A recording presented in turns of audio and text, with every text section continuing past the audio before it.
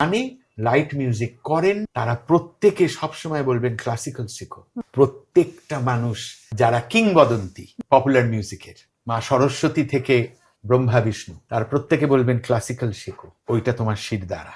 আর যারা বোকা তারা লাফাচ্ছে আমি কিছু জানি না, ওটা খুব গুণের কথা, আমি তো এমনি এটা গিটার শিখি ইউটিউব থেকে। আরে বেটা গিটার শিখিস, তোর ধারণা আছে গিটার সারা পৃথিবীতে কিরম বাজে? Jeff Beck, Steve Y.